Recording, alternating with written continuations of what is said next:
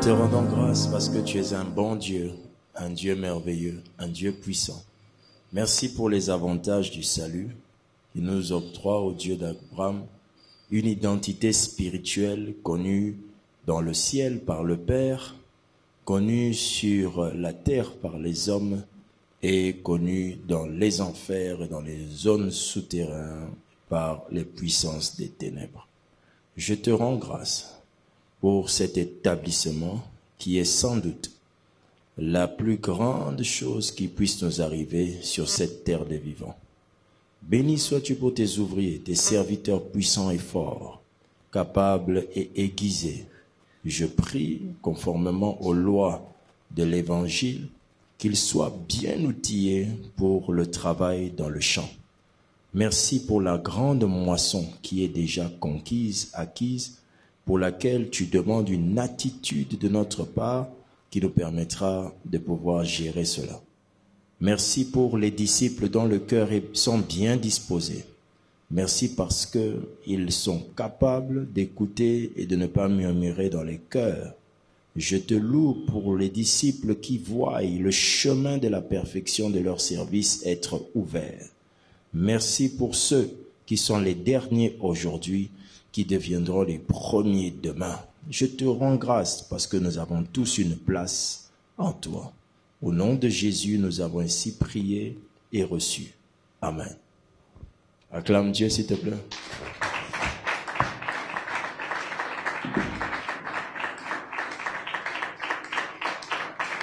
La Bible dit que Dieu a plusieurs identités. Amen. Et dans les identités de Dieu, chacune d'entre elles définit notre relation avec Dieu. Amen. Et la fois passée, nous avions vu l'identité de Dieu en tant que Dieu, comment? Roi. Et le Dieu roi est aussi un Dieu qui a des principes, et ces principes à lui sont fonction de sa royauté. Alléluia. Et le Dieu de ce matin, c'est le même Dieu, mais c'est une autre casquette qu'il porte, qu'il a dans notre relation avec Dieu. Cette façon de Dieu de faire est une façon que nous devrons apprendre. C'est-à-dire, Dieu n'a pas toujours la même manière de se comporter vis-à-vis de nous, et il se comporte par rapport à ce qu'il est, et non pas par rapport à ce que nous sommes. Mais par rapport à ce qu'il est, il se comporte d'une manière ou d'une autre. Amen. Alors, ce matin, je ne sais pas si on va pouvoir épuiser la notion de ce matin, mais ce qui est sûr, nous allons prendre le temps de pouvoir en parler. Alléluia. Et lorsque on va apprendre ces choses ce matin, vous allez remarquer que votre relation avec Dieu dans le service va être très différente. Très, très différente. Amen. Moi, je crois en l'excellence, mais je sais que l'excellence dans les choses de Dieu, ce n'est pas lié à notre vestimentaire, à notre manière de parler. Non, l'excellence, c'est tout d'abord un état d'esprit. Un état d'esprit qui pousse l'ouvrier à servir Dieu en ayant compris Dieu dans une autre dimension. Et voici une autre dimension à laquelle nous sommes censés faire référence lorsque nous servons Dieu, c'est que Dieu est notre maître. Dieu est notre maître. Dieu est notre maître. Dieu, il est un maître. Dieu, en tant que maître, n'a pas l'approche à notre niveau qui ressemble à Dieu en tant que roi. Dieu, en tant que maître, a une attitude différente. Je pense que vous savez que l'expression serviteur existe par rapport à un maître. Alléluia. Tu sers quelqu'un. Et la Bible dit, parlant de Jésus, quand on l'appelait, on disait maître. Et souvent, l'expression maître, l'expression disciple, elle aussi vient de l'expression maître, dépend de l'expression maître. Dieu est un maître. Dieu, dans sa personne, reste le maître de tout un chacun ici. Et dans notre relation avec le Seigneur Jésus dans le service, en tant qu'ouvrier, serviteur de Dieu, n'imaginons pas que Dieu aura une approche vis-à-vis de nous comme étant Dieu d'amour seulement, Dieu Père. Non, nous sommes serviteurs. Les personnes qui se rapprochent le plus de Dieu sont celles qui reconnaissent en Dieu qu'il est leur maître. Dans le sens où, quand on disait à Jésus, tes disciples, à chaque fois que les disciples de Jésus faisaient quelque chose, on remettait à Jésus la responsabilité. Dieu, en tant que maître, devient comme à chaque fois lié à nos bonnes et quoi? Nos mauvaises actions. En ce que les chrétiens qui sont nés de nouveau ne sont pas nécessairement, on ne les exige pas nécessairement, amen, on ne leur exige pas nécessairement d'être disciplinés d'une certaine manière. Alléluia. Les chrétiens ordinaires n'ont pas besoin de ça. La preuve est que quand ils pêchent, pas qu'ils n'ont pas besoin de ça, mais ils sont moins conditionnés que nous. Lorsqu'un chrétien ordinaire pêche, on peut le pardonner. On peut le faire passer ça. Mais quand un serviteur de Dieu pêche, ça devient un sujet de buzz, un sujet d'en parler, un sujet de discussion inutile et banale. Alléluia. Parce que plus tu sers l'Éternel, moins tu as le droit de commettre des bêtises. La raison pour laquelle, vous voyez que quand vous venez en retard, on vous dit passer devant comme ces frères ici qui se sentent très importants au point de venir en retard dans un culte. Mais ce qui fait ça, cette discipline, c'est parce que nous avons moins de possibilités d'erreur quand on est serviteur. Quelqu'un me suit? Donc, quand on est serviteur, ne vous dites pas qu'on doit vous prendre, vous dites souvent, nous tous sommes des enfants de Dieu. Nous sommes des enfants de Dieu au poste différent. Alors, vous devez tenir compte d'une chose. Un poste est rémunéré. Un enfant n'est pas rémunéré. Alléluia. Un enfant n'est pas rémunéré. On ne paye pas votre enfant parce qu'il est votre enfant, oui ou non? Mais vous, serviteurs, la Bible dit, l'ouvrier fera quoi? Mérite son salaire. Ça veut dire que, en termes d'ouvriers et de serviteurs, il y a une contrainte que Dieu a vis-à-vis de vous, c'est de vous rembourser ce que vous faites. Mais en termes de fils, vous êtes héritier. Mais en termes de serviteurs, vous êtes rémunéré. L'héritier ne reçoit pas ce qui correspond à ce qu'il fait, mais à ce qu'il est. Le serviteur reçoit ce qui correspond à ce qu'il fait et non pas ce qu'il est en tant que serviteur. Qui comprend ces différences? Donc ne vous dites pas, comme je suis serviteur, la Bible dit mon serviteur prospérera. Non, la Bible ne dit pas l'identité de mon serviteur prospérera. Mais la Bible dit celui qui me sert prospérera. Ce texte de mon serviteur prospérera ne parlait pas des pasteurs, ne parlait pas des docteurs, il n'y en avait pas. Mais parlait du peuple qui sert l'Éternel. Mon serviteur prospérera. Celui qui sert Dieu prospérera. Mais celui qui ne sert pas Dieu ne prospérera pas. Qui a compris la différence? Alors, en tant que serviteur, dites-vous très bien, la meilleure manière de faire va m'apporter des récompenses. La meilleure manière de faire me bénira davantage. La mauvaise manière de faire me réduira certaines choses. Qui a compris? Le danger d'un serviteur, c'est quand il ne connaît pas quelle est la récompense qu'il était censé avoir. Et qu'il passe à côté de cette récompense tout en l'ignorant. Je reprends.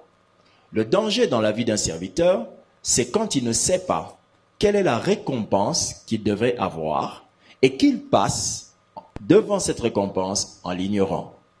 Si vous ne saviez pas qu'aujourd'hui, en balayant l'église, ou encore aujourd'hui, en prêchant ce matin, vous auriez eu l'ouverture spirituelle et matérielle de vos portes dans la vie professionnelle. Si vous ne saviez pas, vous pouvez venir au culte de manière ordinaire. Mais quand vous savez, quand vous saurez que ma récompense dans cette action du service est une bénédiction de telle ampleur, vous allez voir que votre manière de servir peut être encore plus pressante. Ce qui fait donc que certains ne servent pas avec empressement, ce n'est pas parce qu'ils n'aiment pas l'Église. Non, c'est parce qu'ils ignorent qu'est-ce que Dieu leur donnera en retour. En retour. Même moi, j'ignore ce que Dieu me donnera en retour, mais je sais que la Bible ne dit pas l'ouvrier recevra un salaire. Mais la Bible dit l'ouvrier mérite son salaire. Ce qui veut dire qu'à ce niveau-là, le maître est conditionné dans son paiement par la qualité de mon service. Moins je le fais bien, moins je me rassure une récompense de qualité. Plus je le fais bien, plus je me rassure d'une récompense de qualité. Et en tant que serviteur, la Bible dit, tu me serviras, je te bénirai, j'éloignerai la maladie du milieu de toi. Ça veut dire que le service bien fait et parfait peut chasser des démons que vous ignorez. Combattre pendant que vous l'ignorez. C'est pourquoi ceux dont leur cœur n'est pas pur à 100%. Vous allez toujours être à la traîne parce que Satan sait que vous ne méritez pas la protection à tel niveau, à tel niveau. Je vous demande donc, frères et sœurs, par les compassions de Christ, ayez une attitude plus prononcée et sérieuse dans votre travail pour le Seigneur. Ai-je bien parlé? Parce que à la fin de ce culte, déjà, je parlerai avec certaines personnes à la fin du deuxième culte pour attirer leur attention sur des visions, des références que Dieu me donne sur leur vie. Et je leur dirai, vaut mieux ne pas faire une chose dans la maison de Dieu que de faire mal. Ai-je parlé à quelqu'un? Faites très attention à ça. Quand vous avez un cœur double, vaut mieux ne pas faire que de faire mal. Et je donnerai l'autorisation à quiconque d'arrêter de faire au lieu de faire mal. Mais celui qui fait mal parce qu'il ne sait pas faire, nous avons le droit, le devoir de l'aider à devenir meilleur. Que Dieu vous bénisse. Voici les 9 textes bibliques qui édifient le serviteur et l'aident à vivre avec Dieu, Dieu en tant que maître. Premier texte, Matthieu chapitre 6, verset 24. Nous aurons notre lectrice de la parole et nous allons donner les enseignements et les explications qui sont liées au texte. Lisons. Matthieu chapitre 6, verset 24, je lis au nom de Jésus. Amen. Nul ne peut servir deux maîtres, car ou il haïra l'un et aimera l'autre, ou il s'attachera à l'un et méprisera l'autre. Vous ne pouvez servir Dieu et Mammon. Premier texte, la Bible est en train de nous faire remarquer que en tant que maître, il y a une interdiction formelle de partager la révérence ou le service ou l'attitude que tu as vis-à-vis de ton maître. Il y a une interdiction de la partager avec un autre. Dieu en tant que maître est d'une jalousie très prononcée. Dieu en tant que maître, vous en tant que serviteur, n'imaginez pas que Dieu acceptera en un seul instant que vous vous serviez vous et lui. Non. En tant que maître, Dieu veut que le serviteur sache qu'il n'y a qu'une seule personne qui doit prôner dans sa vie, une seule personne qui doit régner dans ton service, une seule personne qui doit être la base de tes attitudes, la base de ton comportement, la base de ton service dans l'église, c'est lui et lui seul. Mais lorsque vous êtes serviteur et que vous arrivez des fois à penser qu'aujourd'hui vous pouvez vous servir vous, vos propres intérêts, vous ne savez pas c'est quoi être en train de servir le Dieu qui est un maître. Dieu en tant que maître est capable de vous dire de faire une chose et vous lui dites je ne sais pas la faire ou bien je ne peux pas la faire et il vous dit que tu as mal fait. Le Dieu maître ne partage pas un autre maître avec lui. La Bible dit, en tant que maître, Dieu ne regarde pas tes attitudes de la même manière qu'en tant que père. En tant que père, Dieu regardera tes attitudes et il dira que tu es dans l'ignorance. En tant que maître, Dieu, lorsqu'il te regarde, il t'oblige de le servir lui et lui seul.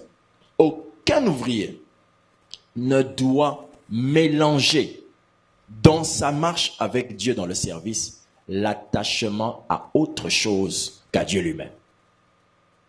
Est-ce que je me fais comprendre, frère? Vous voyez ce que je viens de dire? Il y a beaucoup de gens qui ont failli là. Beaucoup de serviteurs de Dieu se donnent le droit de se servir et de servir Dieu en même temps.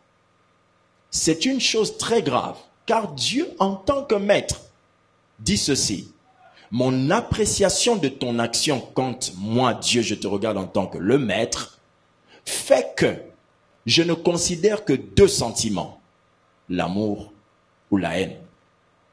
C'est-à-dire, ce que tu ne me feras pas et que tu te feras, prouve que tu me hais. Ce que tu te feras pas et que tu me feras, prouve que tu m'aimes. Il dit pas que tu ne serviras pas deux maîtres car l'un sera plus élevé que l'autre. Non, la Bible dit tu aimeras l'un, tu haïras l'autre.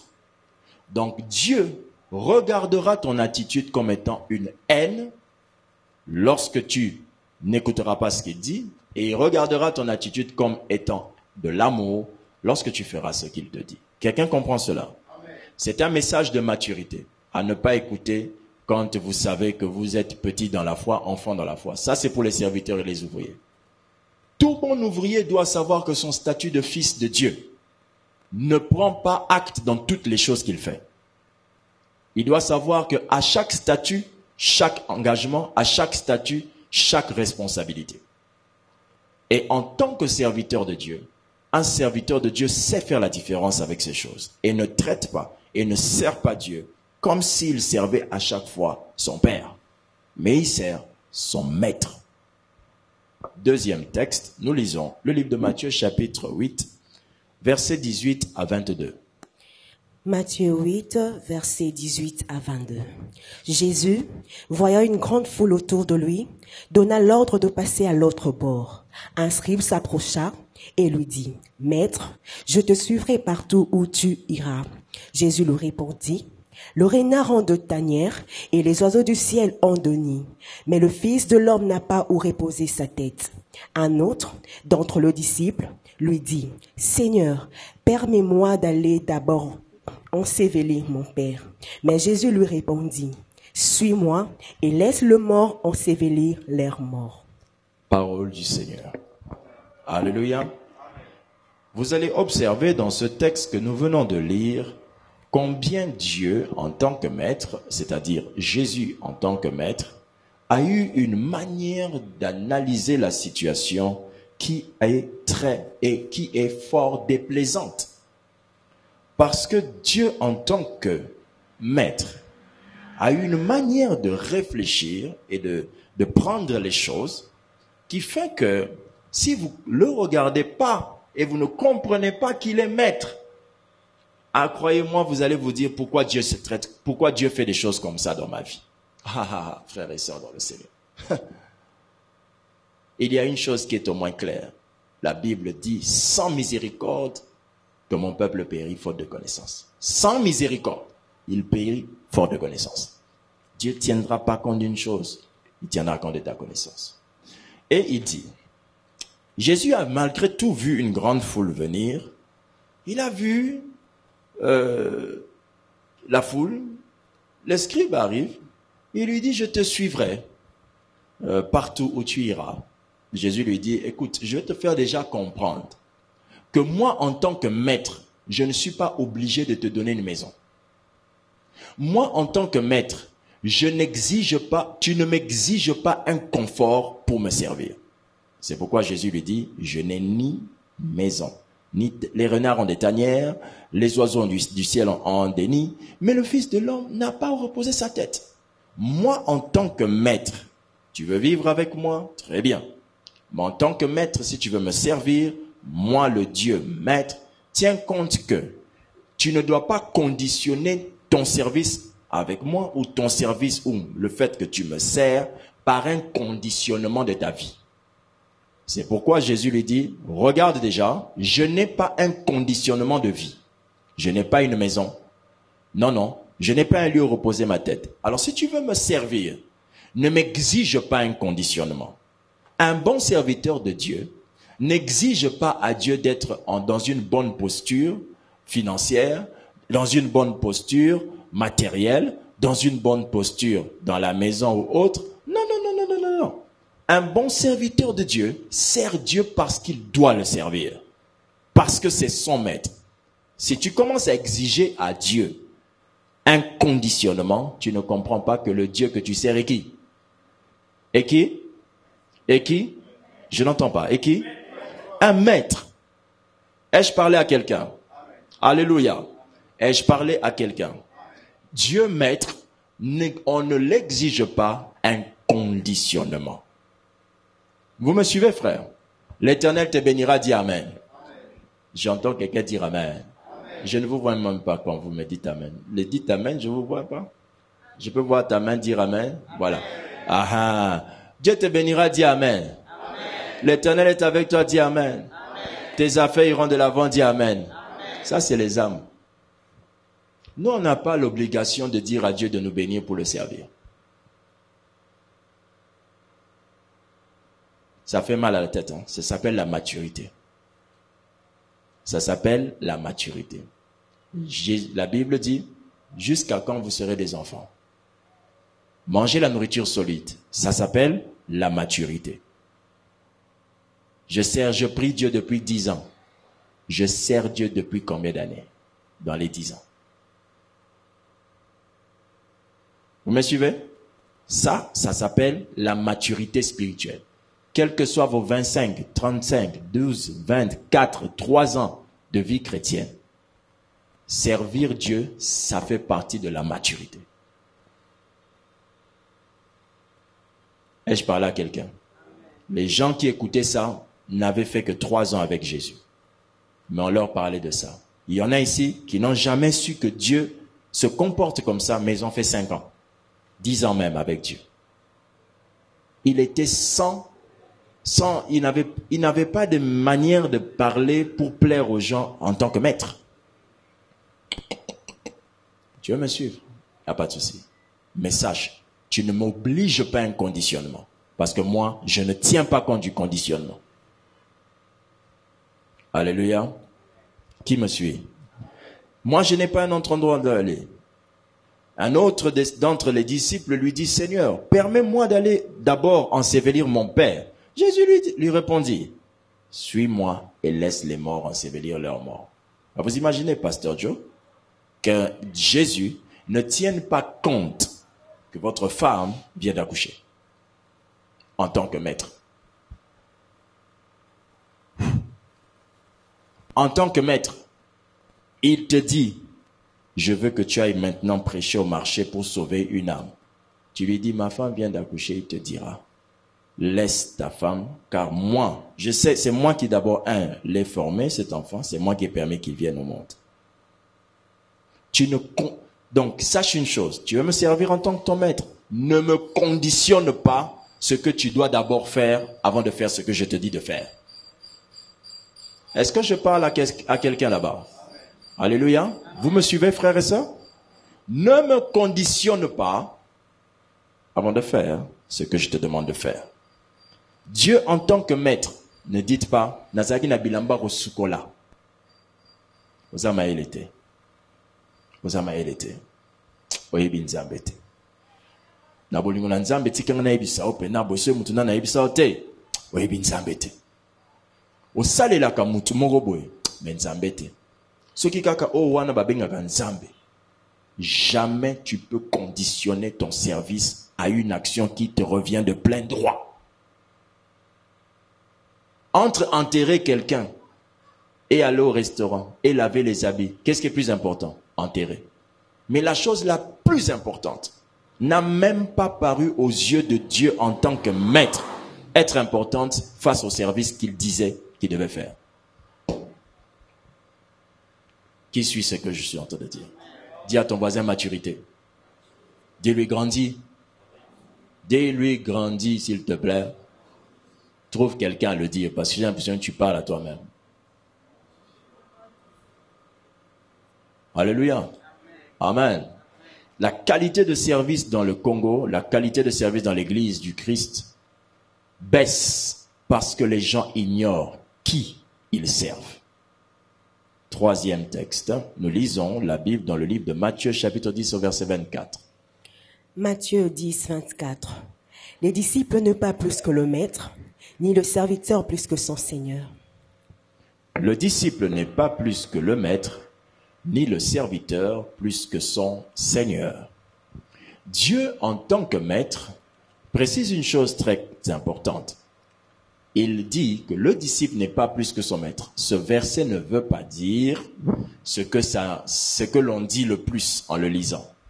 En le lisant, on a l'habitude de dire que ça veut dire que toi qui es disciple, tu ne peux pas faire au-delà de ce que ton maître a fait. Non, attention. Ce verset ici, quand vous lisez les versets précédents et les versets qui viennent après, prouve qu'on ne parle pas de ça d'abord, mais ça peut s'expliquer, mais l'on parle ici de ce que les gens disaient de Jésus. Ils disaient que il chassait par Belzébul, il disait beaucoup de choses. Alors, Jésus disait, le disciple n'est pas plus que son maître, et après il a même dit que si le maître a souffert et souffre des souffrances de ce genre, d'insultes et autres, toi disciple qui n'es pas plus que moi ton maître, sache que tu souffriras aussi des mensonges, des tromperies, parce que tu es un disciple. Qu'est-ce que ça veut donc dire? Tout serviteur de Dieu doit être blindé et préparé à la trahison, préparé au mensonge, préparé au vol, préparé à la tromperie, préparé à la déloyauté, préparé au rejet, préparé aux rumeurs. Quand tu es un serviteur de Dieu, tu dois être sérieusement prêt à traverser cette période-là. Quelqu'un me suit? C'est de la maturité spirituelle que de se préparer à un combat avant que le combat ne se déclenche. Toutes les plus grandes puissances sont celles qui ont déjà fait le scénario de la guerre mondiale avant que la guerre n'arrive. Mais toute nation qui n'a jamais pensé qu'en cas de guerre mondiale, comment nous allons réagir, n'est même pas encore une nation. Quelqu'un me suit attentivement? Pendant que nous parlons, les bombes chimiques existent. Mais si vous me suivez, peut-être par hasard, vous êtes une autorité quelque part, voici mon conseil. Je vous demanderai une chose très importante. En tant que nation, si vous ne vous préparez pas au pire, en tant que nation, nous ne sommes pas encore une nation. Voici mon conseil. Toute attitude d'une grande autorité et des grands gouvernements tiennent compte des menaces potentielles qui existent autour de vous. S'il existe une arme chimique, tenez compte qu'il faut créer des bunkers où vous cachez, en cas de pollution de l'atmosphère. S'il existe des bombes avec déflagration, tenez compte que vos vitrines devraient être blindées. S'il existe au fur et à mesure, c'est-à-dire vous prenez des attitudes, vous changez vos stratégies par rapport aux menaces potentielles. Qui a compris? Et tout ouvrier de Dieu, serviteur du Seigneur, doit savoir que le monsieur qu'il a devant lui, même celui que tu élèves en tant qu'ancien diacre, prophète, pasteur, est capable de te trahir, est capable de mentir, est capable de dire du mal de toi derrière toi. Blinde ton esprit. Sers Dieu. En tant que maître, il t'a déjà dit, tu partageras ses souffrances. Si on l'a menti, si on a trompé, si on a dit des faussetés sur Jésus, on le dira sur vous. En tant que maître, des gens vont dire, qu'est-ce qu'il croit? Lui, il veut faire comme ça pour que le pasteur le remarque. Vous voyez? C'est une souffrance que tu vis qui correspond à celle que Christ a vécue. Blinde ton esprit. Blinde ton esprit. Dis à ton voisin, blinde ton esprit. N'emmène pas cette conversation à la maison. N'emmène pas ces remarques-là auprès de ta femme, vous qui êtes mariés. Vous détruirez son appréciation du frère ou de la sœur. Car le jour où le frère et la sœur se convertira et va se repentir, elle ne saura pas. Mais elle tiendra toujours cette personne de la même manière. Vos combats en tant que serviteurs ne sont pas toujours importants de les amener à la maison parce qu'ils risquent de devenir le combat de votre femme et de vos enfants. Blindez vos esprits. Écoutez, taisez-vous. Écoutez, priez. Écoutez, avancez. Quand vous faites de votre combat le combat de votre épouse, elle qui ne subit pas la chose en face, elle est livrée à quoi? À l'interprétation. Et toute interprétation est souvent rattachée à la perdition. Quelqu'un me suit? Blindez votre esprit. C'est vous qui êtes serviteur. C'est vous qui êtes établi. C'est pas votre femme, c'est pas votre mari. Alors, ne rentrez pas chez vous, dire à votre mari, moi je comprends pas ce qui se passe dans l'œuvre. Il y a une sœur à l'église. Non, il comprendra pas. Non, il comprendra pas. C'est vous qui êtes là, c'est vous qui êtes là. Blindez votre esprit. Ai-je parlé à quelqu'un? Que Dieu te fortifie. Nous allons, je crois, finir par 2 versets, 2 passages. Le reste, on va continuer la prochaine fois afin que chacun sache que nous ne servons pas un camarade de classe, mais le maître. Matthieu chapitre 13, versets 27 à 30. Matthieu 13, 27 à 30. Le serviteur du maître de la maison vint lui dire, « Seigneur, n'as-tu pas sémé une bonne sémence dans ton champ? D'où vient donc qu'il y ait des livrets ?» Il leur répondit, « C'est un ennemi qui a fait cela. » Et le serviteur lui dit, « Veux-tu que nous allions l'arracher? » « Non, dit-il, de peur qu'en arrachant l'ivraie, vous ne déraciniez en même temps le blé. Laissez croître ensemble l'un et l'autre jusqu'à la moisson, et à l'époque de la moisson, je dirai au moissonneur, arrachez d'abord l'ivraie et liez-la en gerbe pour la brûler, mais amassez le blé dans mon grenier. » Alléluia. Parole du Seigneur. Amen. Et la Bible, vous êtes arrêté au verset 34? Verset 30. Ah oui, verset 30, merci. La Bible dit, laissez croître ensemble, et c'est qui le dit? C'est le maître. Laissez croître ensemble l'un et l'autre jusqu'à la moisson. Et à l'époque de la moisson, je dirais aux moissonneurs, arrachez d'abord l'ivraie et liez-la en gerbe pour la brûler, mais amassez le blé dans mon grenier. Amen. Qui dit ça? C'est Dieu le maître. Quand vous êtes serviteur, sachez une chose. La Bible précise que les serviteurs du maître de la maison vinrent lui dire, « Seigneur, mais tu avais sémé telle chose. Mais d'où vient l'ivraie? » Après il dit, « C'est un ennemi qui a fait cela. » Et les serviteurs lui dirent, « Veux-tu que nous allions l'arracher? » Il dit, « Non. De peur qu'en arrachant l'ivraie, vous ne déraciniez en même temps le blé. » Qu'est-ce que cela veut dire? Dieu en tant que maître, suivez attentivement ce que je vais dire ici. Dieu en tant que maître, lorsqu'il nous regarde, sachez que le jour de l'enlèvement arrivera et il devra sélectionner les bons et les mauvais. Dieu en tant que maître dit que vous allez séparer l'ivraie et le blé. Ça veut dire quoi? Que le Dieu qui est maître sait au milieu de nous qui est vrai et qui ne l'est pas.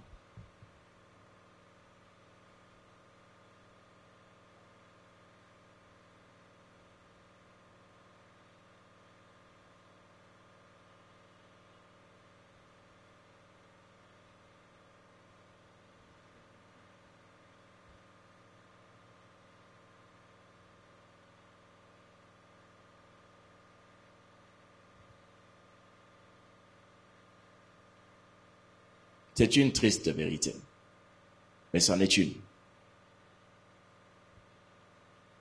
Dieu, en tant que maître, accepte d'attendre jusqu'à son jugement pour vous rendre le prix de vos mauvaises actions et de vos bonnes actions. Dieu, en tant que maître, vous laissera dans le département où vous êtes, vous qui êtes livrés, la mauvaise plante. Mais un jour, l'élévation viendra et vous allez être mis de côté en disant, nous avons commencé cette œuvre. Rappelle-toi de cette phrase, le maître est capable d'attendre que tu croisses au milieu des vrais pour que quand il te déracine, que tes racines ne puissent pas emporter les racines des vrais. L'Église peut prendre un âge avec des ouvriers du Seigneur, avec des serviteurs. Et à un moment, Dieu commence à sélectionner. Et vous allez commencer à dire, mais qu'est-ce qui se passe? Pourquoi le frère Intel n'est plus là? Dieu sélectionnera. Le Dieu maître laisse croître ensemble. Même quand tu as l'impression que moi je suis indispensable, tu ne l'es pas. Il y a un frère qui disait, le pasteur là sait que sans moi il ne peut pas faire ce qu'il fait là. Si tel département c'est comme ça, c'est à cause de moi. C'est pas ici, hein. Ça a été dit dans une autre assemblée très loin. Et j'ai entendu ça, j'ai dit, vraiment, ce frère est courageux. Mais ce qu'il ne sait pas du Dieu maître, c'est que jusqu'à aujourd'hui, ce frère est en train de connaître un succès dans son ministère. Quand je vous dis succès, on l'invite de part et d'autre. Mais il ne sait pas qu'il est déjà de livré dans le champ de Dieu. Il ne sait pas que deux types de personnes peuvent croître. Le juste et le méchant peuvent croître. Il dit laissez-les croître. Laissez-les avancer. Mais, au jour où je devrais récompenser, on va d'abord, je ne sais pas si vous avez bien lu, on retire qui en premier? Livré. Les méchants tomberont, écoute bien cette parole de sagesse, les méchants tombent à la veille de la gloire des justes. Vous me suivez? Les méchants tombent à la veille de la gloire des justes. Les fautes de certaines personnes sont mises à découvert à la veille de l'élévation des autres.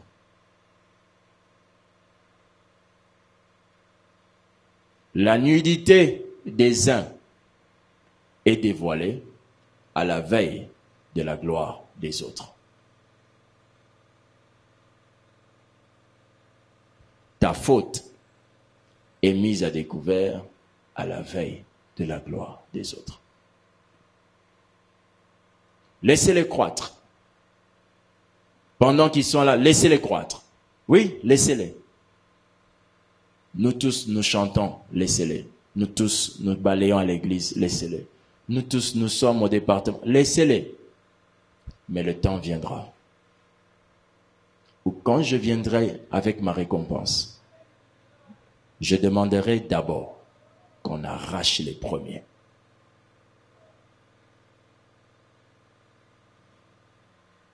Quelqu'un me suit? Si vous voulez blaguer quelque part, blaguez chez vous, mais pas en étant serviteur de Dieu. Ai-je été clair? Si vous avez l'impression que vous avez le droit de somnoler, de ne pas aller dans les veillées de prière, de ne pas faire ce qu'il faut faire, détrompez-vous. Vous n'êtes pas dans un endroit où certaines choses sont permises. En tant que serviteur, vous devriez tenir compte de ceci. Dieu n'est pas pour vous un ami, mais il est votre maître. Je continuerai le dimanche prochain pour vous aider à comprendre de quoi il s'agit. Alléluia. Dis à ton voisin, maturité. Excellent. Au nom de Jésus-Christ. Amen. Acclame le Seigneur.